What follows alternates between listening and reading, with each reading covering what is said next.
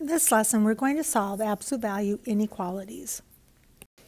All right, so we have the absolute value of x is greater than 6.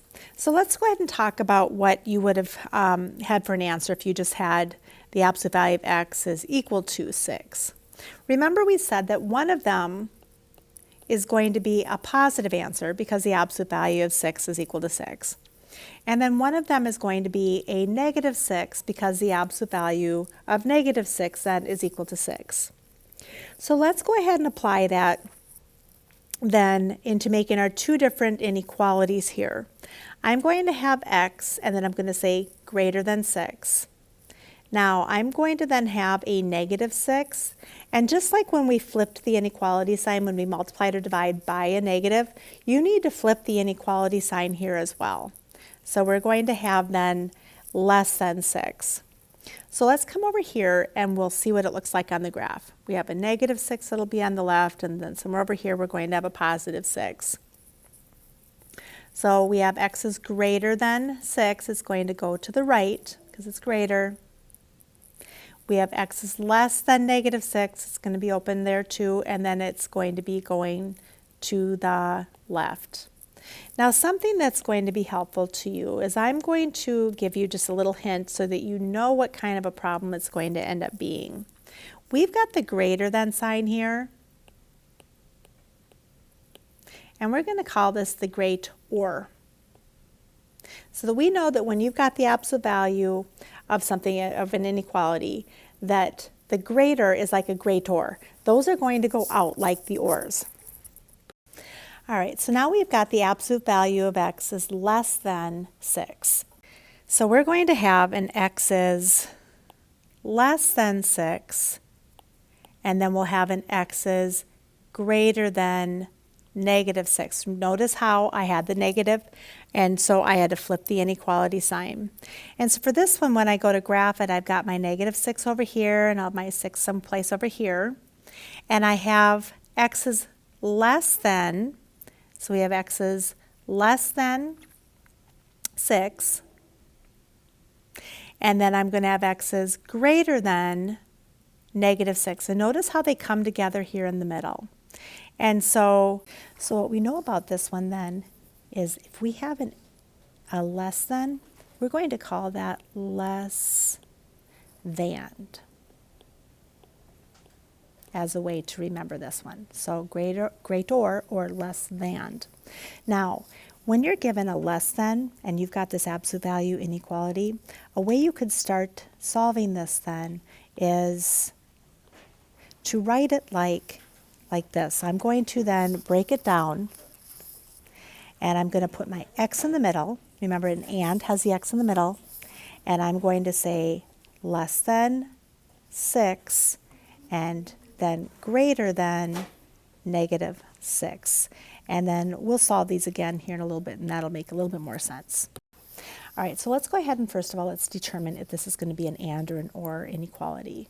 So I have got the greater than sign, and so remember we said greater, we said that will be an or, so we know that it's going to be graphed, it's going to go into two separate directions, and then we also know that we're going to solve this in two separate inequalities.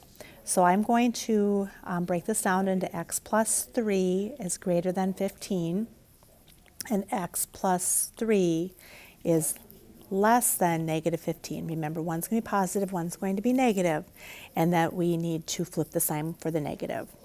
So then we're going to solve both of these by isolating the variable. And minus 3, and I'm going to get x is less than negative 18.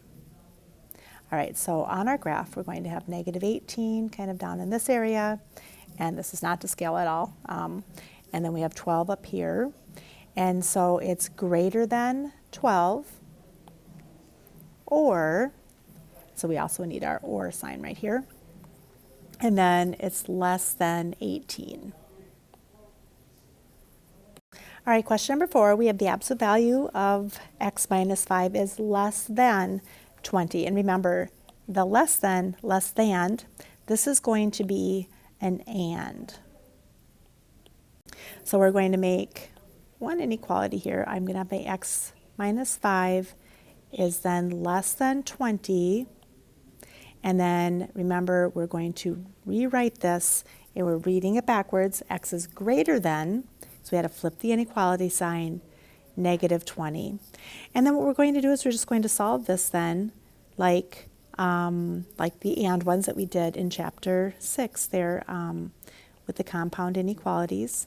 And I'm going to isolate the variable by adding the 5 to all parts.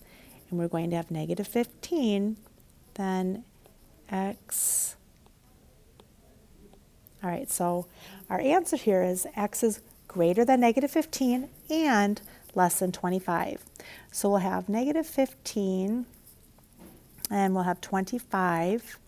And so remember that the and ones, that they come sandwiched in between because x is greater than 15 and less than 25. All right, so for question number 5, we need to first of all isolate the absolute value in this problem. So I'm going to do that by, and then we can determine if it's going to be an and or an or. So I'm first going to add the 4, and we'll have negative 27. So I'll have negative 3 times the absolute value of 4x plus 1 is greater than 27. All right, so now we have to undo. The negative 3 is multiplying, so we're going to divide by the negative 3, and so we have to remember all those rules that we've learned. And because I just divided by a negative, I need to flip my sign. So now we're going to determine if this is going to be an and or an or. Notice we have a less than, and we said if it has a less than, it's going to be an and. So for the ands, remember, we're going to have them sandwiched in between as we rewrite. So I'll have the 4x plus 1 is less than 9. And then it's going to be greater than, because remember we're reading it backwards, negative 9. And now we'll just solve. I'll minus the 1. And that cancels out, and we're going to have negative 10. And then we have 4x here, and then we're going to have 8. And then now we're just going to divide by 4. So we will have negative 10 all over 4, or we could have negative 5 all over 2, is less than x and less than 2. All right, so negative 10, trying to find the decimal. So it's, let's put it as a decimal. It's negative 2.5 when we graph this here. So negative 2.5. And then we're going to have then 2. And looks like all of these are going to be open. And this is an and. So remember, they're coming together in the middle. If they didn't come together in the middle, then you know that you made a mistake. All right, question number 6. Let's first of all, let's isolate the absolute value. So I'm going to subtract the 11. We'll have 5 times the absolute value of 2x plus 7 is going to be greater than, so you're 25. All right. Now we have to divide by 5 to, because it's multiplying it. And that cancels out. We're going to have the absolute value of negative 2x plus 7 then is greater than 5. And remember we said now it's greater or, greater or. So we know that we're going to solve this in 2 separate inequalities.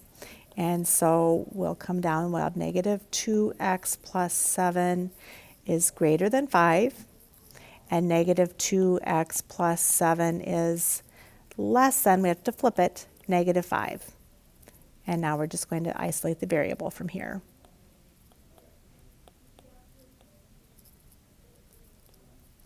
All right, now notice we're dividing by a negative.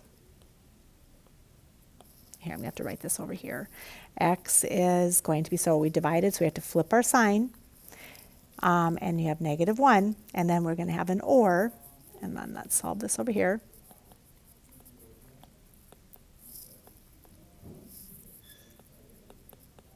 And again, I'm dividing by a negative. All right. So I'm going to have a -1, and I'm going to have a 6, and I'm going to have open, and I have less than -1 or greater than 6. All right, so in this lesson, we took a look at how to solve absolute value inequalities.